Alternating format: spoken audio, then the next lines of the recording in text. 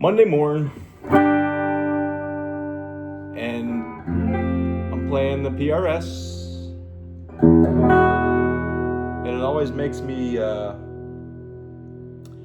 want to pick Blaze and just go. Feels so buttery.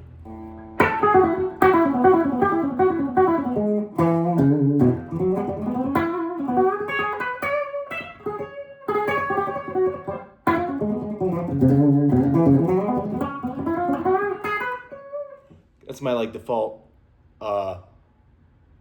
licks, my go-tos. But picking. I've been obsessed with trying to up my alternate picking game for the past couple years. Really, ever since I got into Steve Morse and the Dixie Dregs. Steve Morse is the ultimate alternate picker. The ultimate.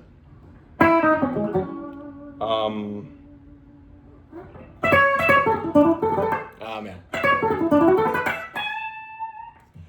That was one of his things. And I got another one of his things, a really good example of alternate picking. Let me go a little bit in depth of why alternate picking is so cool, but it's not the easiest thing. Okay, so look, when we're playing guitar, there's a downstroke and an upstroke, right? Two different directions the way this pick can go. And some instances when we just got, if those notes match, okay, that number matches the notes per string, then it seems to flow really easily, okay? Here's an example. Two notes, we're an E, we just got this lick. Just down, up on these two different strings, G string, and then down, up on the D string. When I do the upstroke, it leaves me easier to go to the D string, right? Just flows, but the upstroke kind of frees me up. I can go out. But now, put three notes on each string. A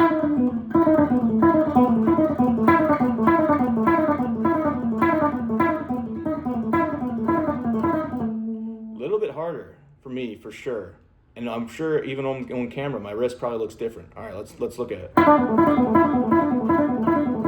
That's the two, and then.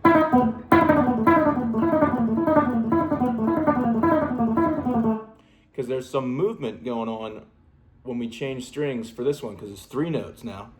So instead of leaving on the upstroke, which frees me to go to the D string so easily, now with the three notes, I'm leaving on a downstroke and going to a higher string. My pick is going down, but then my wrist is going up still. So there's this weird thing that you kind of wrestle with. It's only got to be so much, right? There's only this little distance between the strings, but it's got to be so efficient to get this stuff right. And Steve Morse has obviously figured it out. Obviously, he's put in the work. But what I notice is the two notes per string, my wrist is sort of one way, maybe a little bit. It's always it's never really straight down. The pick's never going straight down, aligned with the pickup magnets. It's usually going a little bit sideways. Troy Grady has talked about this in depth. I would suggest you look at Troy Grady's YouTube channel. But for my purposes today, I'm just speaking my mind and little things I've picked up on.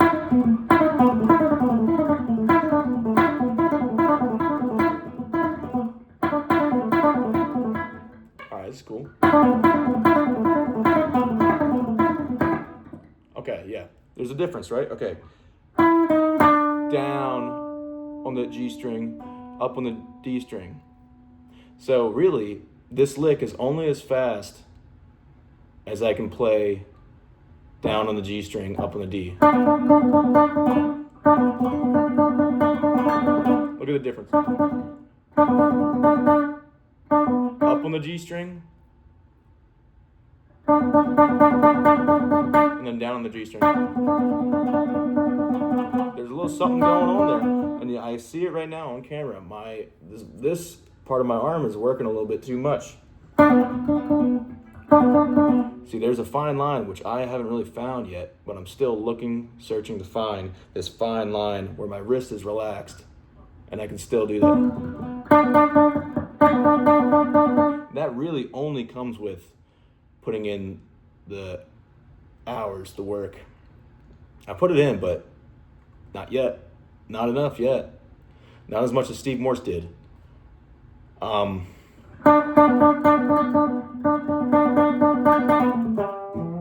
So, that's a little thing. This is why alternate picking can be tricky, because it's a little awkward at times. Sometimes it really makes sense to, economy pick, which I haven't got into that world. But sometimes I naturally kind of like, do like a upstroke, all upstroke, or all downstrokes. I just haven't gotten into that world, and I honestly think there's some cool thing going on that sounds so rhythmic and nasty and articulate about alternate picking.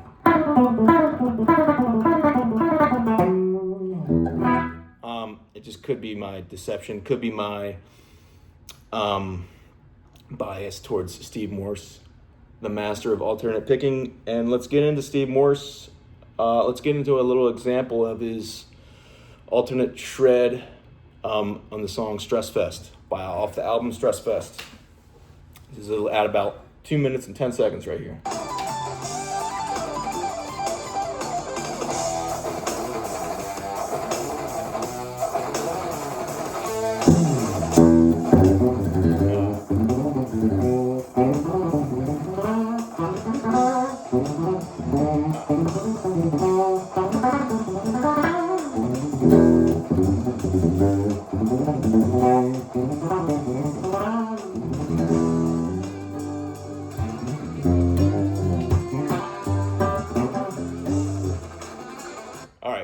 That was some slop fest, because damn, Steve Morse, that's fast, man. I gotta work up to that.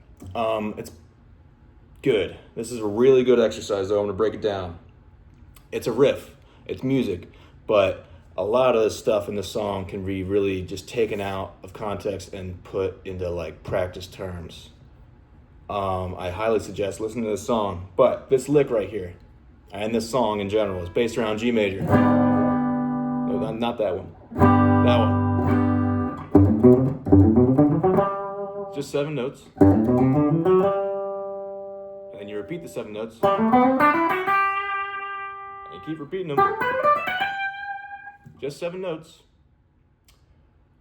But he's going to play them all around the neck. They're all around the neck. Where he starts with this lick is a little E power chord. Establishes that. And then he starts this lick.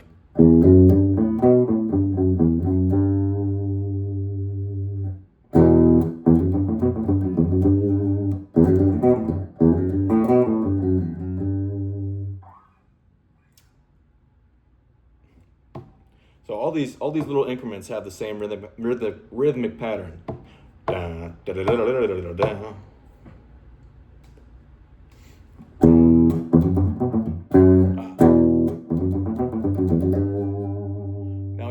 Now he's on the G string, G note, 3rd fret of the E string.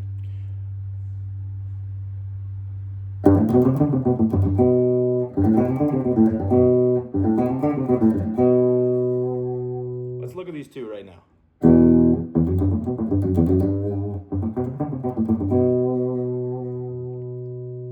All right, let's see what's going on over here on the left hand. All right, just these 2 fingers, right?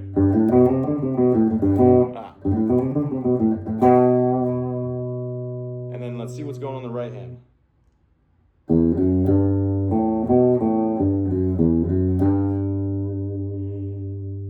kind of a breed, like it's easy for me. This one is a lot easy. This first one is a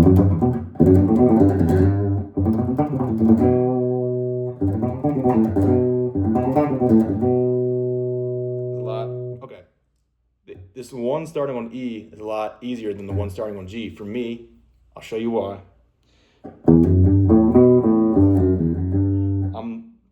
When I'm changing strings, it's all on upstrokes. No, when I'm changing strings, it's all in the same direction. My pick stroke is in the same direction of the string changing direction. Let me explain that a little bit more. So I start on the E. Now I gotta switch to my next note is that A, right? But it's convenient because I'm leaving, my G note is on a downstroke. So it's so natural to go, I'm already down, might as well go up on the A string. I already went down. Now I'm good. Now I gotta go back to the G string. It's so natural because I'm on an upstroke. So that frees me up to go up.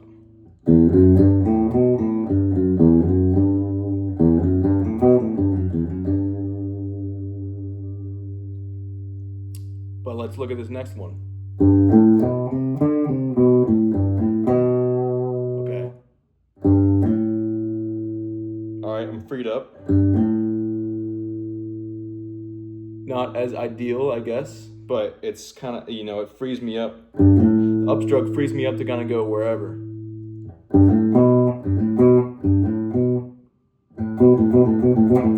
But it's a little awkward right there. That's where it is.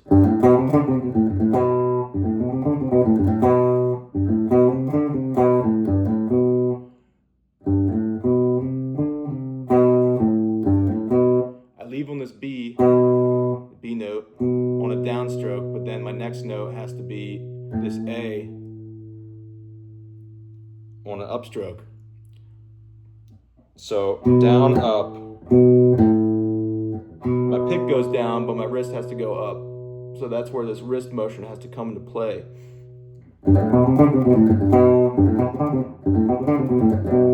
And it's pretty tricky with the pinky too.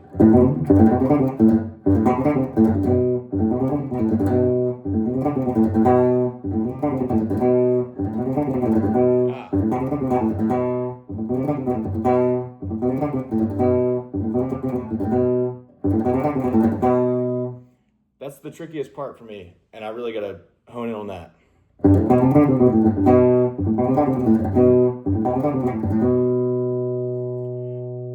All right, that's a big one. That's a big awkward thing with the wrist, where I just gotta keep it keep it loose. Try not to think about it too much, even though I'm really thinking about it right now when I play it. And then the next one. A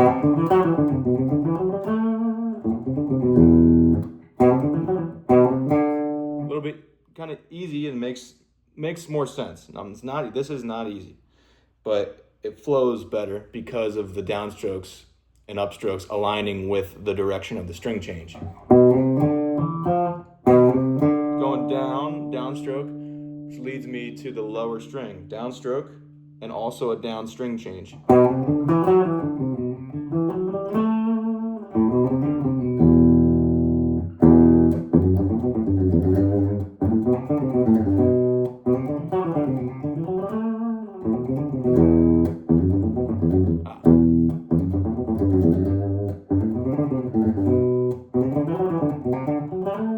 And then harmonize it.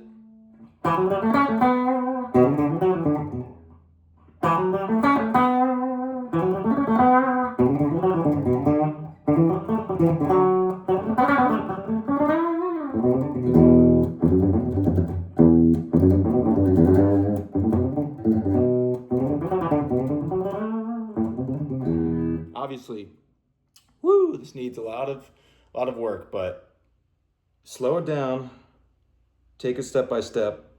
Don't get caught in the slow parts. Don't get caught doing it slow. I mean, there's going to be a point where you just got to rip.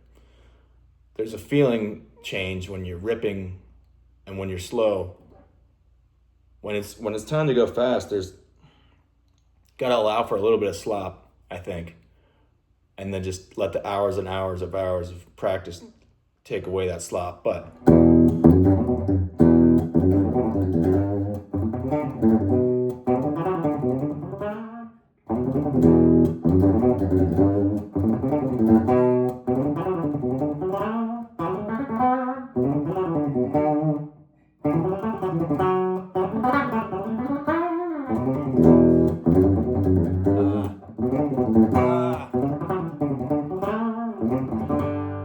then you gotta be like Steve Morris and start to do some crazy bend. What he likes to do is like shred, bend. Like,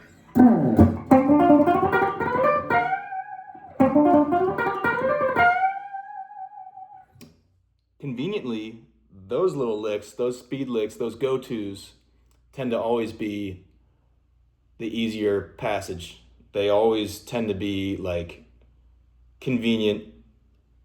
The string change tends to be on the same direction as the pick stroke. That's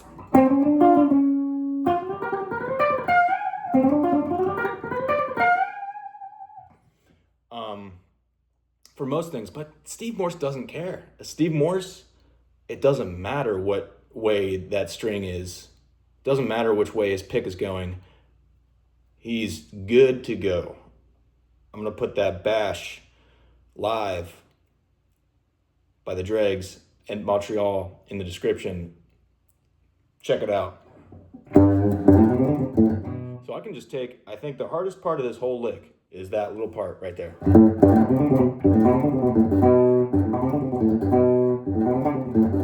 For me, because of that string chain. And it's right there. That lick is only as fast as I can do this. Only as strong as the weakest link in the chain. So how can I do this? My goal now, what I'm thinking is to do this,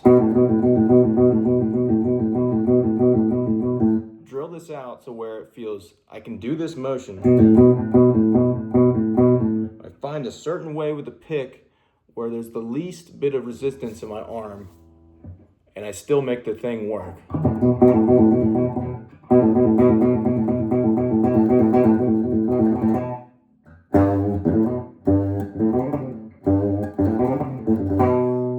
And then make sure to do the lick on other areas of the neck, like